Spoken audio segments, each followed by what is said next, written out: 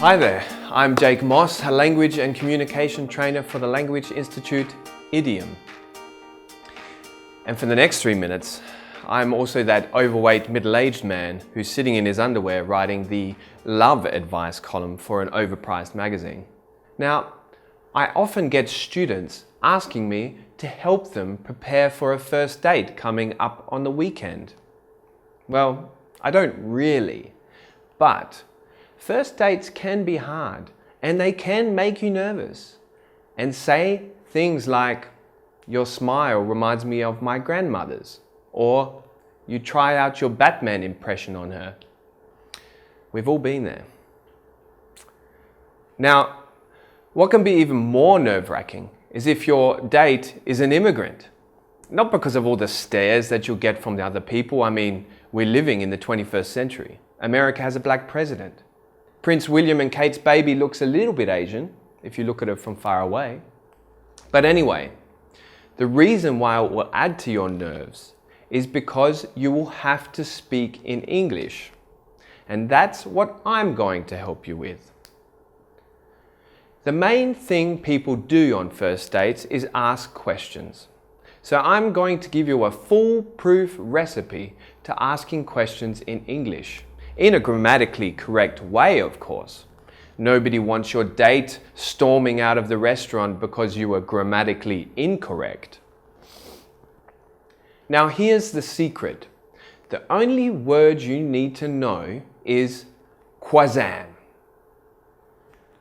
Question word, auxiliary word, subject, well, there's no reason for this to be here except it made the word sound better, and the main verb, quasam.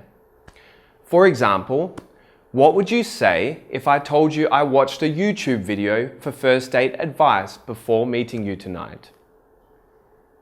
Or, what is your opinion on hard and soft cheeses and French people in general?